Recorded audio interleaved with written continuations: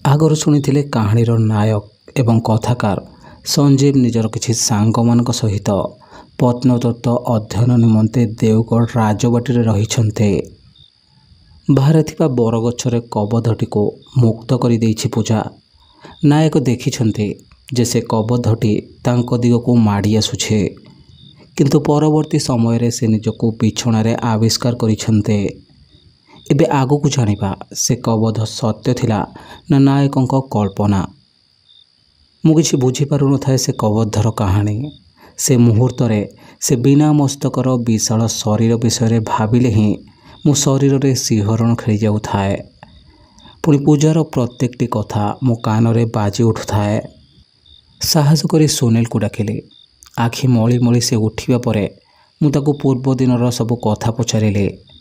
ସେ କହିଲା, ତୁ ପୂଜାର କାହାଣୀକୁ ବେଶୀ ଗମ୍ଭୀରତା ସହିତ ଚିନ୍ତା କରିଦେଇଛୁ। ଯଦି ସତରେ ହୋଇଥାନ୍ତା ତେବେ ଦିବ୍ୟ ପରି ତୁ ବି ସବୁ କିଛି ଭୁଲି ଯାଇଥାନ୍ତୁ। କିଛି ଗୋଟିଏ ଭୟଙ୍କର ସ୍ୱପ୍ନ ଦେଖିଦେଇଛୁ ବୋଧେ। ଛାଡ଼ ସେ କଥା ସବୁ। ଆଜି ଗାଁ ଶେଷ ମୁଣ୍ଡରେ ଥିବା ସେ ପୋଖରୀକୁ ଯିବା।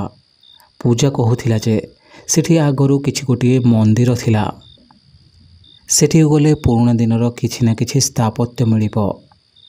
ସମ୍ମତି ଜଣାଇ ମୁଁ ଉଠିଲି ପ୍ରସ୍ତୁତ ହେବା ପାଇଁ, କିନ୍ତୁ ମୋ ଅନୁଭବ ସବୁ ଏବେ ବି ସତେଜ ଲାଗୁଥାଏ ମୋତେ। ଆଉ ମୁଁ ଯିବାବେଳେ ଦେଖିଲି ଯେ ସୁନୀଲର ଲୋମମୂଳ ଟାଙ୍କୁରି ଉଠିଥାଏ। ଏସବୁ ଦେଖି ମୋତେ ଯେତେ ଅସହଜ ଲାଗୁଥାଏ ସେତେ ଅଧିକ ଏ ବିଷୟରେ ଜାଣିବାକୁ ଇଚ୍ଛା ହେଉଥାଏ। କିଛି ସମୟ ଭିତରେ ଆମେ ସମସ୍ତେ ପ୍ରସ୍ତୁତ ହୋଇ ବାହାରିଗଲୁ ପୋଖରୀ ପାଖକୁ। ସୁମନ ଏବଂ ଗାୟତ୍ରୀ ମୋତେ ପଚାରିଲେ, ଆଉ ସଞ୍ଜୀବ, ଏବେ ଦେହ ଭଲ ଅଛି ତ? କାଲି ରାତିର ଘଟଣା ପରେ ଆମେ ତ ବହୁତ ଡରି ଯାଇଥିଲୁ। ମୁଁ ସଙ୍ଗେ ସଙ୍ଗେ ପଚାରିଲି, କେଉଁ ଘଟଣା? ମୋ କଥା ଶୁଣିବା ପରେ ଉଭୟ କହିଲେ, ନା ନା କିଛି ନୁହେଁ, ଛାଡ଼। ତାଙ୍କ କଥା ଶୁଣିବା ପରେ ମୁଁ ଜାଣିଗଲି ଯେ ମୋ ଅନୁଭବ ସବୁ ସତ୍ୟ। ତେବେ ମୋତେ ସେ କବୋଧ କବଳରୁ ରକ୍ଷା କରିଥିଲା କିଏ? ଏତେବେଳେ ସୁନୀଲ ମୋ ପାଖକୁ ଆସି କହିଲା, ବୁଢ଼ା ମଉସା, ତୁ ବେହୋସ ହୋଇଯିବା ପରେ ସେ ହିଁ ଆସି କବୋଧକୁ ଅକ୍ତିଆର କରିଲେ ଆଉ ତାକୁ ପୁଣି ଥରେ ସେଇ ବରଗଛରେ ବନ୍ଦୀ କରିଦେଲେ। ଆଉ ବେଶୀ ଚିନ୍ତା ନ କରି ଆଜିର କାମ ଉପରେ ଧ୍ୟାନ ଦେ। ମୁଁ ଭଗବାନ ଆଉ ବୁଢ଼ା ମଉସାଙ୍କ ଧନ୍ୟବାଦ ଦେଲି, ମନେ ମନେ ମୋତେ ଏତେ ବଡ଼ ବିପଦରୁ ରକ୍ଷା କରିଥିବାରୁ। କିଛି ସମୟ ପରେ ଆମେ ପହଞ୍ଚି ଯାଇଥିଲୁ ସେ ପୋଖରୀର ପାଖାପାଖି। ଆମକୁ ଦେଖି ପୋଖରୀଠାରୁ ଖଣ୍ଡେ ଦୂରରେ ବସିଥିବା ବୟସ୍କ ବ୍ୟକ୍ତି ଦୁଇଜଣ କହିଲେ, ହେ ହେ, ସେ ପୋଖରୀ ପାଖକୁ ଗାଁ ଲୋକମାନଙ୍କୁ ଯିବାକୁ ବାରଣ ହୋଇଛି। ତୁମେମାନେ ବି ନ ଗଲେ ଭଲ ହେବ। ତାଙ୍କ କଥା ଶୁଣି ରାକେଶ କହିଲା, ଓହୋ ମଉସା, ଆମର ବା କାମ ଅଛି ସେଇ ପୋଖରୀରେ, ନ ଗଲେ କେମିତି ହେବ? ତୁମେ ଚିନ୍ତା କରନି। ଏତିକି କହି ଆମେ ସବୁ ଆଗକୁ ବଢ଼ିଲୁ। ପୋଖରୀ ପାଖରେ ଯାଇ ଦେଖିଲୁ ତ ପୂଜା ଗୋଟିଏ ବୁଢ଼ା ସହିତ ବସି କଥା ହେଉଥାଏ। ବେଶ ବୁଢ଼ା ବ୍ୟକ୍ତି ଜଣକ ଧଳା ଧୋତି ଆଉ କାନ୍ଧରେ ଗୋଟିଏ ନାଲି ଗାମୁଛା ପକାଇ ପୂଜା ସହିତ କଥା ହେଉଥାଏ। ଆମକୁ ପାଖକୁ ଆସିବାର ଦେଖି ବୁଢ଼ା ଉଠି ଚାଲିଗଲା। ଆମେ ସବୁ ପୂଜାକୁ ପଚାରିଲୁ, କିଏ ଥିଲା ସେ ବୁଢ଼ା ଆଉ କ'ଣ କହୁଥିଲା? ଆମ ପ୍ରଶ୍ନ ଶୁଣି ପୂଜା ଏଇ ଗାଁର ପୁରୁଣା ଲୋକ। ସେ କହୁଥିଲେ ଆଗରୁ ଏଇ ପୋଖରୀ କୂଳରେ ଗୋଟିଏ ମନ୍ଦିର ଥିଲା। ସେ ସେଠି ପୂଜକ ଭାବରେ କାମ କରୁଥିଲେ। ରାଜା ବି ବହୁତ କିଛି ଧନରତ୍ନ ଦେଇଥିଲେ ମନ୍ଦିରକୁ। ସେହି ସବୁ ସେହି ପୋଖରୀ ଭିତରେ ପୋତି ହୋଇଛି। ଆମେ ଚାହିଁଲେ ସେସବୁ ପୁନରୁଦ୍ଧାର କରିପାରିବା ଆଉ ସେଥିରୁ ପୁରୁଣା ଦିନ ବିଷୟରେ ଅନେକ ତଥ୍ୟ ମିଳିପାରିବ। ଆମକୁ ପୂଜା କଥା ଠିକ୍ ଲାଗିଲା। ସେଥିପାଇଁ ଆମେମାନେ ଯୋଜନା କଲୁ 3 ଜଣ ପାଣି ଭିତରକୁ ଯାଇ ସେସବୁ ଜିନିଷ ଖୋଜିବୁ। କିଛି ସମୟ ପରେ ଜଣେ ଯୁବକ ଚାଲି ଚାଲି ଯାଉଥିବାର ଦେଖିଲୁ ଆମେ। ତାକୁ ଯାଇ ପୋଖରୀରୁ ସେ ଧନରତ୍ନ ଖୋଳି ବାହାର କରିବାକୁ କହିଲୁ।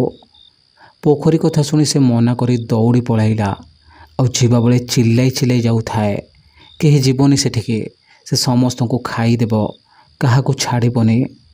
ଭଲ ଗତି ଅଛି ଯଦି ଚାଲିଯାଉ ଏଠୁ। ତା କଥା ଶୁଣି ସୁମନ ଆଉ ଗାୟତ୍ରୀ ଟିକେ ଡରି ଯାଇଥିଲେ, କିନ୍ତୁ ସୁମନ କହିଲା, ଆରେ କିଛି ନୁହଁ, ଛାଡ଼। ଗାଁ ଲୋକେ କେହି ଆସିବା ପରି ଲାଗୁନାହିଁ, ଚାଲ ଆମେ ଖୋଳିକି ଦେଖିବା। ଯୋଜନା ମୁତାବକ ମୁଁ ଆଉ ଦିବ୍ୟ ପୋଖରୀ ହୁଡ଼ାରେ ଠିଆ ହେଲୁ। ରାକେଶ ଆଉ ସୁନୀଲ ପୋଖରୀ ଭିତରକୁ ଯାଇ କିଛି ପୁରୁଣା ଜିନିଷ ଖୋଜିବାକୁ ଲାଗିଲେ। ହଠାତ୍ ତାଙ୍କ ହାତରେ ଗୋଟିଏ କାଠ ବାକ୍ସ ଲାଗିଲା।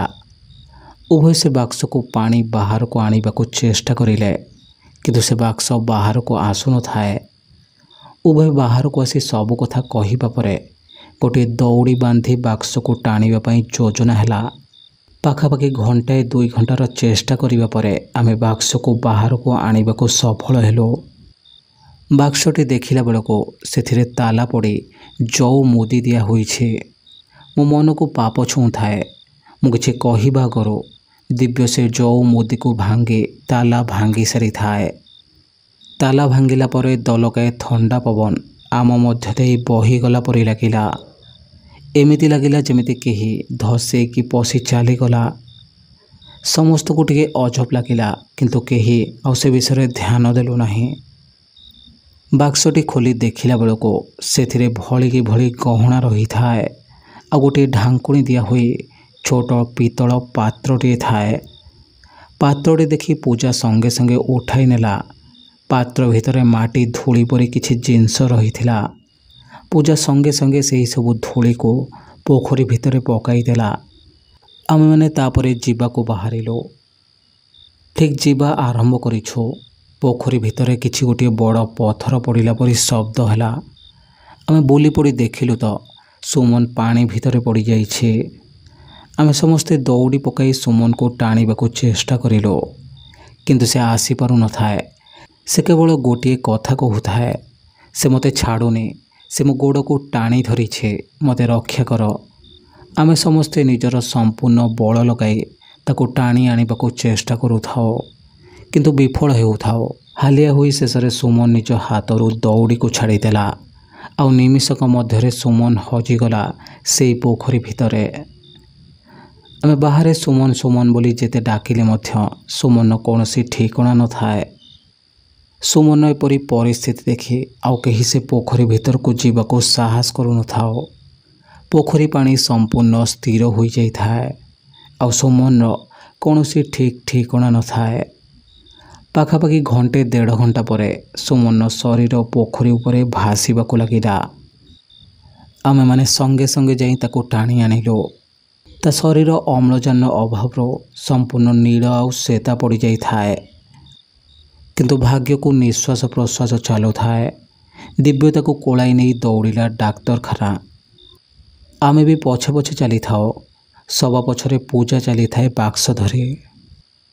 डाक्तरखाना रे पहुँचवा परे प्राथमिक चिकित्सा परे डाक्तर कहिले किछि कहि होउनी, किछि समय रहिले ही जना पड़िबो कोन परिस्थिति। सुमन देह कथा सुनी राजबाटीर मौसा से पहुँचिले डाक्तरखाना रे।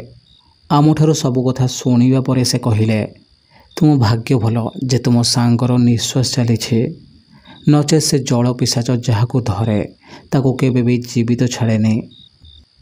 किंतु मु जानी पारुनी तुम सांग को केमिति छाड़ी देला से। बहुत दिन हो भोकिला थिला से, एमिति छाड़ीबा जंतु से नुहे। निश्चित ताको आउ केही काबू करिछे, नचेत एपरि हेबा असंभव। से दिन राति रे आमे समस्ते डाक्तरखाना रे बसी थाओ। एति बेले सोनीर कहिला, आउ एठारे रहिबा सुरक्षित नुहे। काली कबद्ध आउ आज जल पिशाच सबु सांग आमर मृत्यु मुहरु फेरी आसुछन्ते। जना नहीं आगो को आहुरी कौन लेखा अच्छे। एति बेले नर्स आसी कहिला जे सुमन चेता आसी जाइछे। एक कथा सुनी आमे सबु ता पाखको गलो। आमको देखि सुमन हसिला। गायत्री हाथ को धरिबा परे गायत्री ताको पछारिला, तू तो पहरा जानिछु, आसी पारिलुनी केमिति जे? सुमन कहिला बहुत चेष्टा करिथिले किंतु से बुढ़ा और ता सांग माने मते छाड़ू न थांते। मु आश्चर्य हो पचारिली केउ बुढ़ा? से कहिला गोटे बुढ़ा।